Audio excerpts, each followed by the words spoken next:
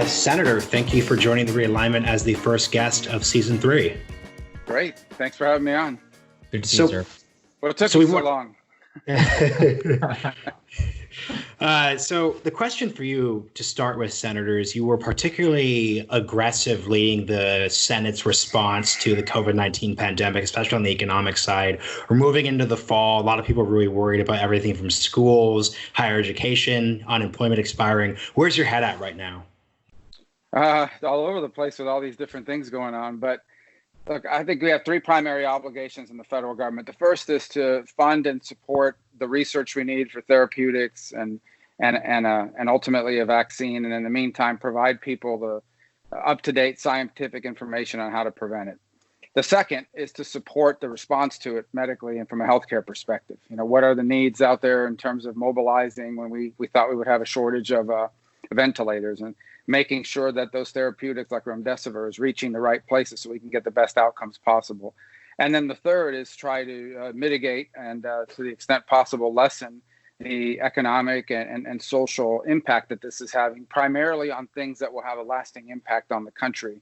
If you sort of allow this economic shutdown that this requires in some cases to destroy structurally elements of your economy, then you're going to have a much tougher time responding. So, 30% of Main Street closes down. It's going to take a decade for that to come back. And that means you're going to have some real permanent damage or lasting damage done to a key sector of our economy. And so those are the 3 areas that I think we need to focus on and that I've been focused on. Right. And Senator, you said something particularly interesting recently. You talked about the need for deficit spending in the time of an economic crisis. And it seems to be that you're on the more forward-thinking side of that within the Republican Party, and you've embraced the mantle of governance. What brought you to that position where you are now currently? Well, I don't think that's a new position. I mean, in every moment of crisis in this nation's history, in the Civil War, where the Union was at stake, the Union ran up massive deficits. It wasn't a good thing. People worried about it, and rightfully so. But the alternative was, the permanent dissolution of the Union. And the same with the Second World War, which required massive expenditures. But the alternative was Europe dominated by the Nazis and Asia dominated by Imperial Japan. And that would have been a terrible outcome for the country. In the Cold War, we had to spend substantial amounts of money to ensure that the Soviet Union couldn't continue to spread. I'm not in favor of deficit spending. I'm against it. I think it's not. The problem is that in the end, if in a moment of crisis and emergency, you have to do what needs to be done, because if you don't, the alternative is even worse. And in our particular case with this, if we don't do certain things now, not recklessly, not needlessly, but what needs to be done, it's going to take us even longer to put ourselves in a position where we can deal with the debt. If you spend 10 years of economic sort of of decline, 10 years to recover from this, it's going to be even harder to sort of generate the economic growth we're going to need to begin to dig out of the debt and the deficit. Mm-hmm. See, Senator, I appreciated the historical context you just gave there. Then if the history is so clear here, then why is there this intense debate within the GOP about the spending up front right now? Because I think that's the part that's sort of difficult for people. It's sort of like, how did we have the time to pass tax cuts, but during the greatest economic crisis of our lifetimes, we're having these debates?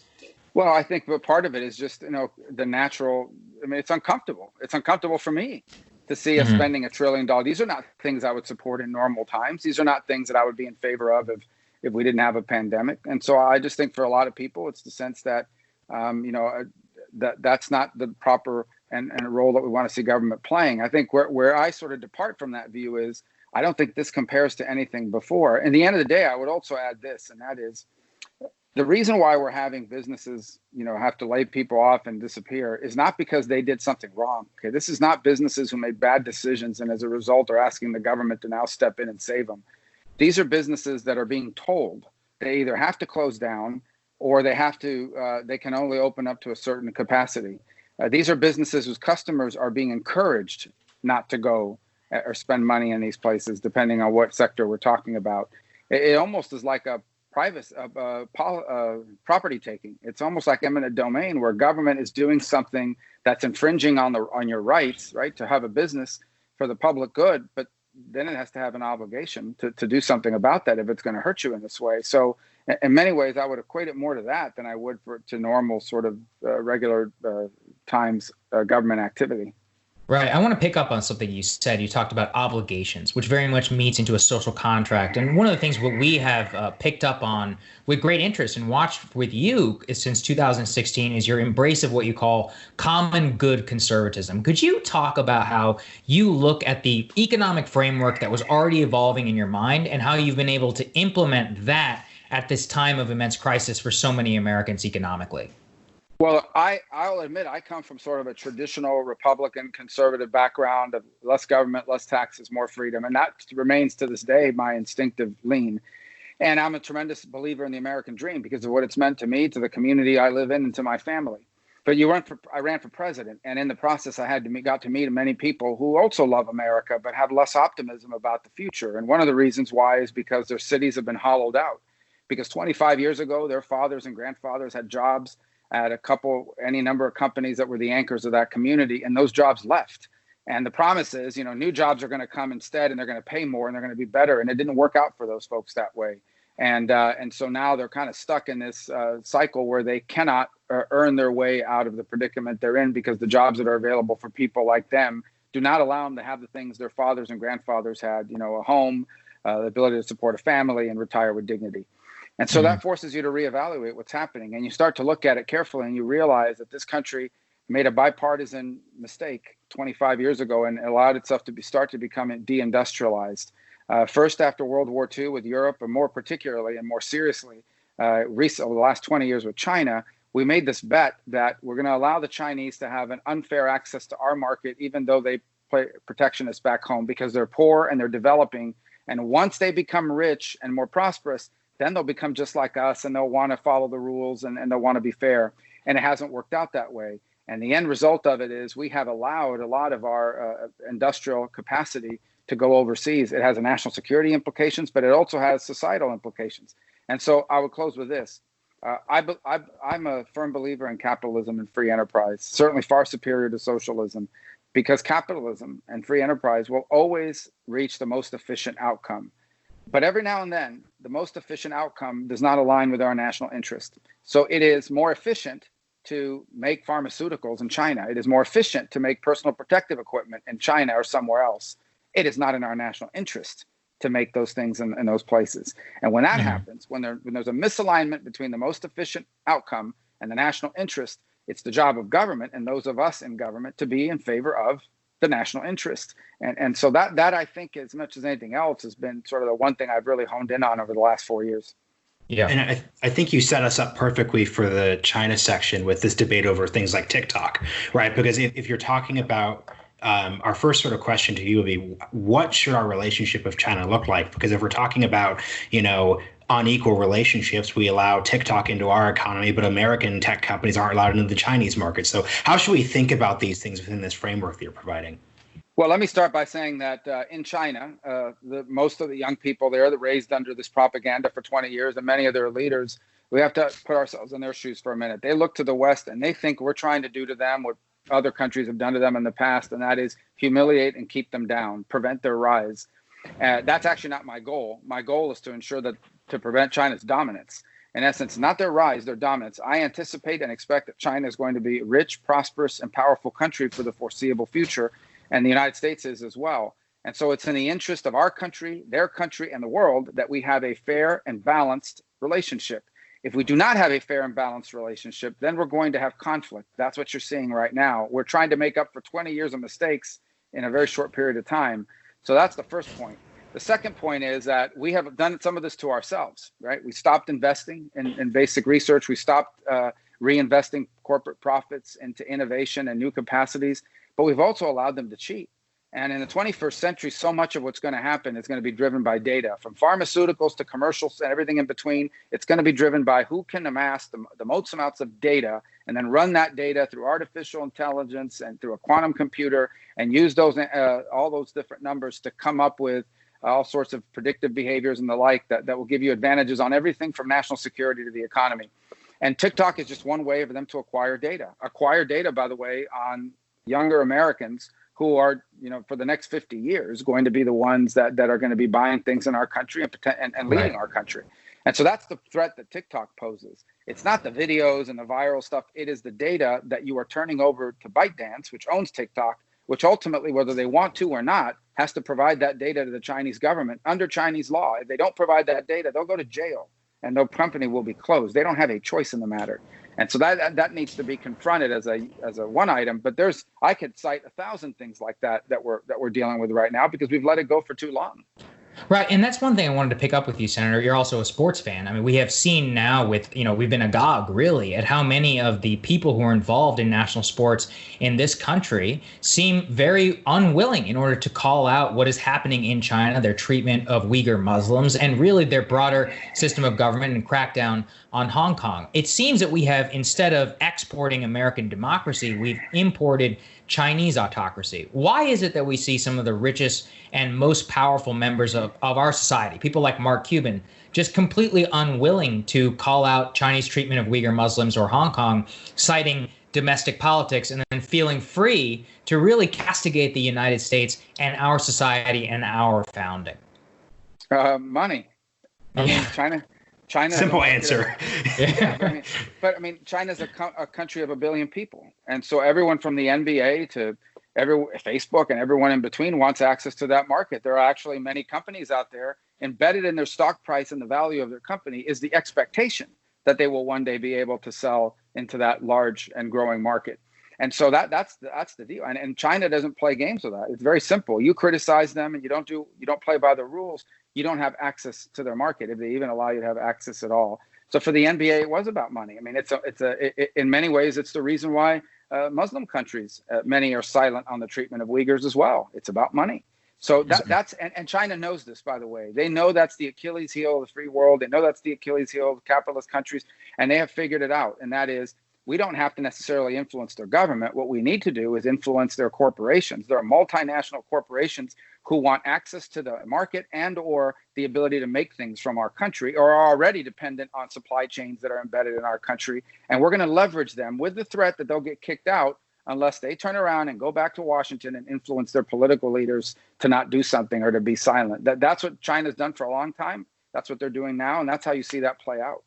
Right. So I just want to pick up before we go into our last section on something you said earlier. You're talking about how there could be efficient market outcomes, but really bad outcomes from a national interest perspective. It seems like the Chinese market is the definition of an issue where there's a really efficient outcome, right, of 1 billion consumers, but the outcome is bad for the national interest. So is there something that the U.S. government should be doing about that issue then to correct this inefficient outcome?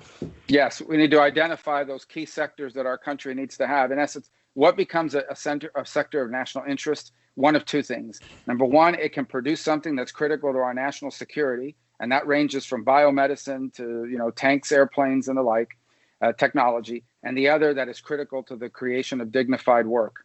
Otherwise, if you lose your industrial capacity, you basically become a producer of raw materials. I think the Chinese would be more than happy to buy all the raw materials our country can export to them, but because they know that you cannot be a great power without being an industrial power.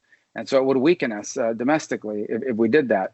And by the way, that includes the production of oil. They'll buy oil from us. Again, it's a raw material, and it's a great industry and one we should want to be a part of, but you can't build your economy solely on that. So going back to your question, what should we be doing? We have to identify what those key sectors are. And some of them are old sectors, shipbuilding, rail, heavy machinery, and so forth. Some of it is newer. We have to be on the leading edge of technology and then turning that technology into usable devices and activity. And part of it has to be things that are critical to everyday life, whether it's biomedicine, genetic-based medicine, and so forth. Identify those industries and then make it a point that we are going to do whatever it takes to create the conditions in this country to either have that here or have an allied capacity to do it. So for example, on 5G, one of the ways we can approach it that I think makes a lot of sense is to partner up with the UK and other Western and free countries in Asia as well to create an alternative to what Huawei is doing on 5G, a software-based system of 5G that's actually cheaper and better. And because right now there isn't really a cost-efficient alternative to Huawei. So that's something we might be able to do a consortium on. But there are other capacities that we have to be able to do in this country because they serve our national interest or because they are a source of dignified work. That dignified work is what allows someone to become a father and a mother, a husband or a wife, a member of society, a member of a community. And in the absence of that, you see some of the vast destruction that we've seen in so many cities across this country over the last 30 years. Yeah, I'm very glad to hear you say that, Senator. And one of the things that we've kind of been inspired by here is that one of our greatest frustrations right now that we see with the right is a lack of belief in governance itself. Now, you just crafted one of the most ambitious public policy programs, really that will be studied for decades in the Paycheck Protection Program. Why do you feel that the right struggles to govern and believe kind of in public policy? And what was it about your tenure and the Budget Committee where you were able to, or the Small Business Committee, excuse me, in order to create this program, which has impacted literally tens of millions of Americans for the better? Well, let me just say on the first thing, I do think the right governs right now all over in states across this country. I don't think that being for smaller and more efficient government is the same as being anti-government. We're not anarchists, especially now. That's not who we are. That's not what we want to be. There's a big difference between that and the belief that government should play an outsized role in our society. So really, the role of the government can't solve all of our problems by itself, but none of our big problems can be solved without government playing some role in it. And the key to what I believe conservatism is to ensure that government is not doing too much, but also that government is not doing too little. And there are some things that government has to do more on, like our national security. There are things that government needs to do less on, for example, at least at the federal level, like run our schools and things of that nature. So I think that balance is important. As far as the Paycheck Protection Program is concerned, I mean, that was really simply a way for us to figure out what can government do without creating some intrusive, hard to manage government program. What can government do to provide small businesses across this country the ability to survive and, more importantly, to keep people attached to work? And the answer was to provide a guarantee so that banks and other lending institutions would step forward and lend money that could be forgiven if it was spent on payroll to the private sector, so they could then keep their people employed. And the way I viewed it is simple. We had two choices. We either tried to keep as many people as possible attached to their current job, even if that business was closed or struggling, or we would have to figure out a way to compensate them through the unemployment system. And I just think that as many people as we could possibly keep attached to employment was a far better outcome for the country, for them, and for their families. Yeah. Last question, Senator. So there's lots of debates about what the future of the GOP and the conservative movement is going to look like. You've sort of hinted a couple of ways you think that could go. What do you think that future is, right? Because we're sort of looking at a GOP that's increasingly working class. The GOP is performing worse in the suburbs. What does your sort of vision for the party and the movement look like moving forward? Well, I'm not sure I can answer that in one. Yeah, I'll be fair. Nor do I believe that's solely up to me. I have some ideas about what I hope the GOP will be about. And I think it first begins with a realization that, this country has really gone through 4 revolutions. And a lot of people don't view it that way. But each economic transformation, whether almost always led by some technological innovation, we saw it in industrialization moving forward, has led to sort of societal shifts, socioeconomic shifts, and ultimately it takes government about 2 decades to catch up with it. We're in the middle of that trying to catch up right now. And what we've realized is that in the post-Cold War era, what has happened is that when we were sort of the dominant power in a number of industries, we had the luxury of allowing other countries to cheat until they could catch up. What's happened now is not just that they've caught up, but in many cases they threaten to surpass us. In the meantime, we've eviscerated our domestic capacity to do things and the jobs that come attached to it. So I think first and foremost, it begins with a realization that we've entered a new era, that the things that might have worked in the 70s and 80s are different now, and that the United States, first and foremost, must be concerned about providing the dignified work that is the center core of what allows there to be stable families and stable communities. So, and government has a role to play in that regard. The second is to not ignore the fact that while I don't want government controlling the means of production, government investment in basic research has been behind some of the largest economic growth that we've seen in our country. The internet, GPS, all sorts of other technologies related to the space program and the military in many cases is what ultimately has led to 30 years of prosperity as the private market got a hold of that technology and figured out commercial uses for it that improved our lives and improved our economy as well. On the geopolitical stage, I think the 21st century will be defined by the relationship between China and the United States. It needs to be a balanced relationship, and it will require us to strengthen some alliances, revisit others, but modernize the ones that are already in place to ensure not that we contain China or dominate them, but that we have geopolitical balance in the world so that we don't wind up in about 10 or 15 years with a China that has this inordinate influence over international organisms from the UN to the World Health Organization, that dominates the leading edge technologies of the 21st century, and that leaves the US and the free world dependent on them, from everything from our medicines to the cars we drive and the technologies that power them. And I think these are things that are important for us to really focus on as a party, ultimately as a country.